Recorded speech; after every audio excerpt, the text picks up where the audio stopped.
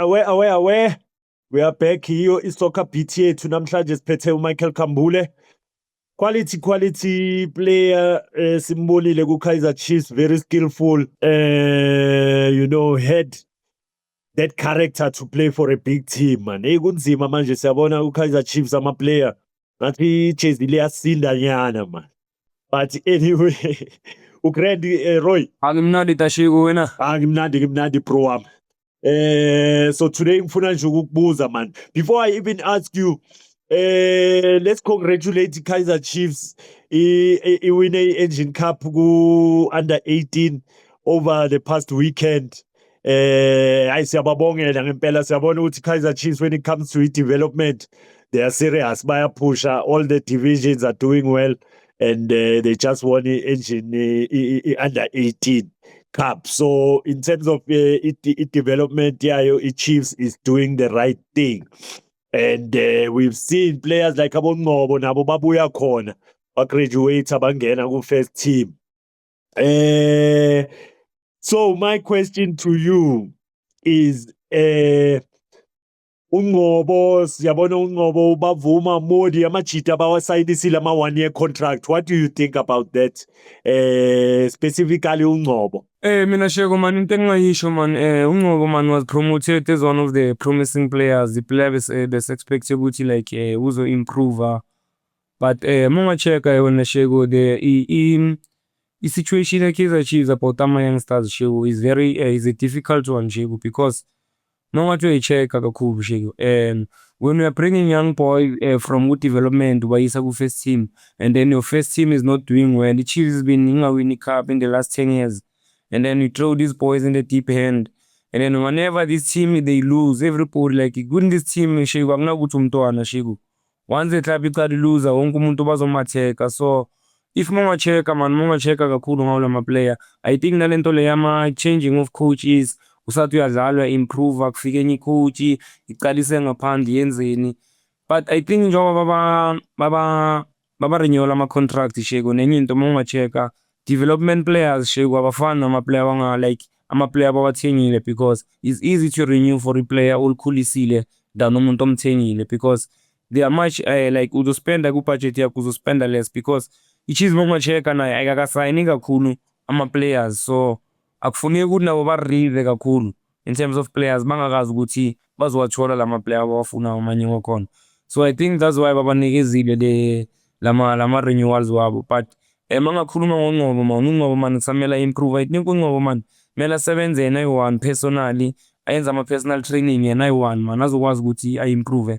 Into engiyibone ngaye man ngathi unoblaze inyama kancane, but if ungamcheka is one of the best players esinawo la eMzansi. 100% ngiyakuzwa kahle, and you make a good point man. Mukhuluma ngokuthi youth development yenza kahle, ama players yabona yawa producer, but at this present moment the team ayenzi kahle, so which makes it difficult for the youngsters. I mean, mangicabanga nje in the past ama player afana nabo Jabu Mahlangu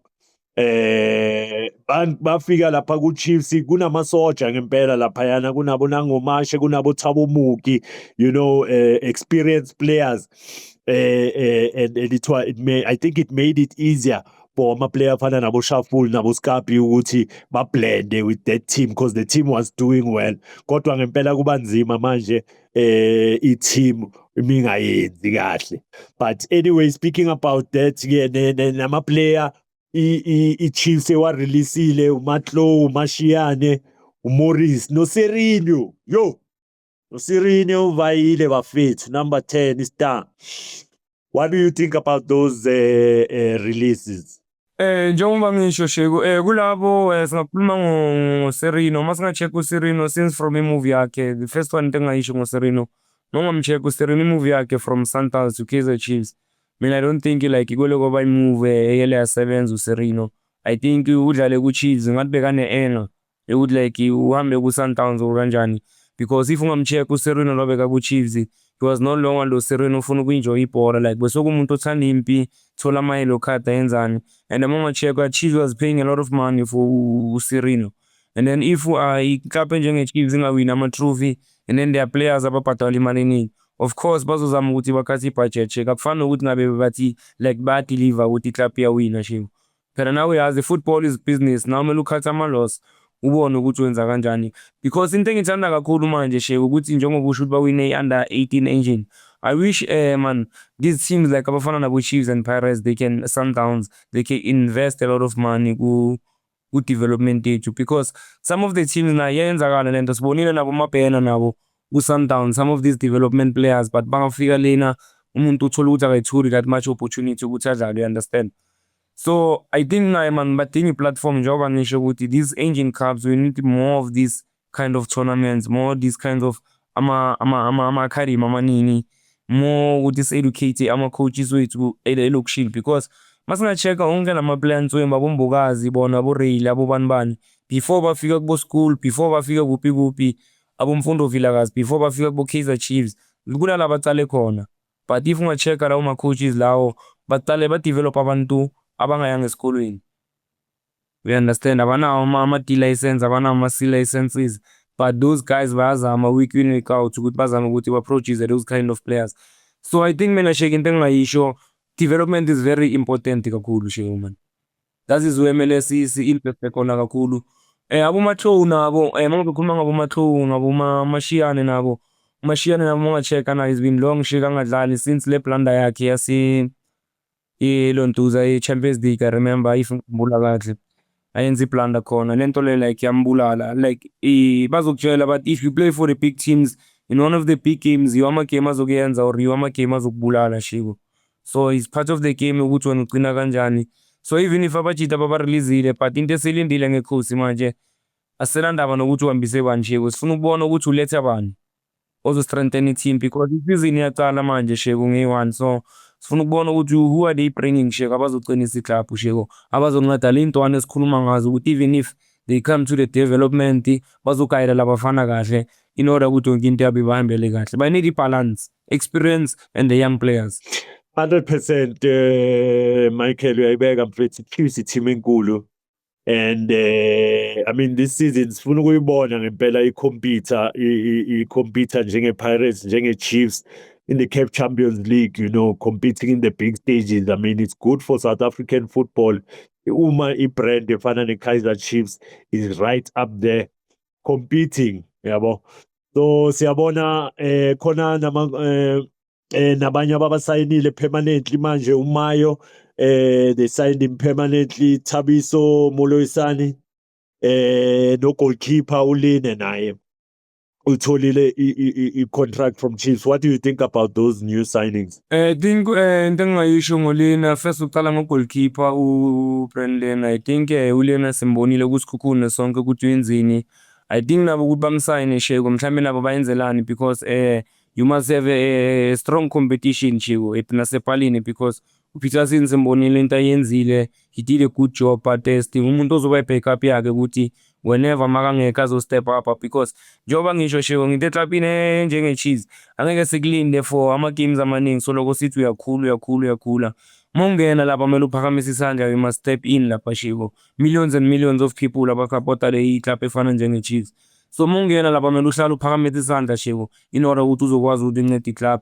And then ba-reinforce-ile nangoMalisane naye nabo bazama ukuthi ba-reinforce i-defense yabo, which is good sheko, but I think basazodinga amanye ama-signing nabo in terms of la midfielder going forward nakhona nakuma-winger, because eklabini njengabo manje bazophuma manje bazoya ku-Confederations Cup. So kuzoba nzima sheko, because mawuzo-check-a lama-cup abazo-compete kiwo now this season, there's gonna be a lot of trophies. So uzodinga ama-player amaningi sheko ukuthi ucompete, and you need the strong players, because you are not just competing for i-team enjenge-Chiefs. Lonke i-cup elisendleleni kumele ucollect. If it takes ukuthi kumele uwine 6 trophies, you must win 6 trophies for the Kaizer Chiefs. I 100% ngikuzwa kahle bro wami. Kaizer Chiefs is a big team, and it's a team that is expected to compete for every trophy in the country. So anyway, Umayo yena, do you think he can add something? Naye I think confidence yakhe ke hawa kancane after ayenza iblunder lapha offside akori goal. But do you think I think he's got something. When umbona kanjani man? Mina into engingayisho Sheko about football Sheko, football doesn't matter ukuthi Sheko ungalazi kanjani ibhola, but if i-coach yona ngokwayo ingabhiliveli kuwe Sheko wena as an individual, I think nayo lento leyo iyawabulala ama-player in terms of i-confident because uzodlala one game and then ungadlali grand bese the next game akubeke ngaphandle, you understand? It happen even in the best players in the world, abo-Messi, abo-Cristiano. Uzohlala namhlanje angaperform but the next game because i-coach iyabhilivela kuwe and then the next game ayenze i-magic. Let's hope ukuthi uFernando da Cruz man, I think Sheko into engingayisho ngoMayo, uMayo simbonile before like into ayenzile like la eMzansi before azothatha i-move yakhe aya ngaphandle njengoba sekazobuyela ku-Kaizer Chiefs. Mina into engingayisho Sheko about uMayo, it's all about ukuthi i-coach izobhilivela kuwe because i-football wena Sheko is not all about ukuthi unswembu kangakanani sometimes.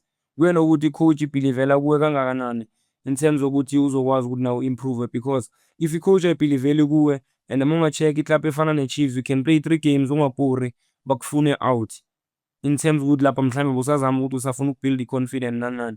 So it's all about the coach ukuthi i-coach ibhilivele kuwe kuphela nje, but uMayo naye uyayazi i-responsibility yakhe ukuthi kumele ayenzeni because i-Chiefs nawe uyazi ukuthi akusi i-club encane, is a big team. So I think now it's up to yena ukuthi manje ayi-improve kulento njengoba bekafikile last season aku-loan. So manje sekukuye ukuthi naye manje uyithatha kanjani ukuya phambili Sheko. So Roy, so what are your predictions for Kaizer Chiefs this season? Uyibona ihamba kanjani mnganami? I think bazamile last season number 3. It's not bad yabo, but ke this season ubona ngathi ningamdlula no number 3 mhlambe nithi 2 or uyibona kanjani le season ezayo? Into engingayisho mina Sheko kuleyo sobona ngoFernando da Cruz naye ukuthi like usiphetheleni in terms of his style of play or kanjani or his structures later because football it's all about ukuthi i-team mele ibe ne-structure because we can have all the best players but if i-club ayina-structure ayinama-playing pattern, so yizo ezinye izinto ekumele azi-create for i-Kaizer Chiefs. So nathi kwamanje Sheko angeke siba-predict ukuthi bazoba better than last season because if unga-check-a Sheko, we are talking about i-Pirates, abantu abawina i-league, they are busy in the market recruiting ama-players because they know baya ku-CAF Champions League. So into engingayisho nge-Chiefs, I think uFernando usafuna ukulungisa umuzi wakhe ngalama-player nawo abone ukuthi uzosebenza ngobani, urelease ubani, usayina bani. But kwamanje I think wena Sheko kusazoba nzima even nakule season le elandelayo for bona because uyayibona i-Pirates ne-Sundowns in terms i-Sundowns isayina kuNdlovu. So like nabo abo-Van Wyk you can see ukuthi nabo like baletha i-message they wanna compete nabo kule season le. So sizobona ngabo Sheko njengoba ngisho ngithi i-league iyaqala very soon, so izositshela i-first 2 or 3 games ukuthi bayinhloboni kaPente.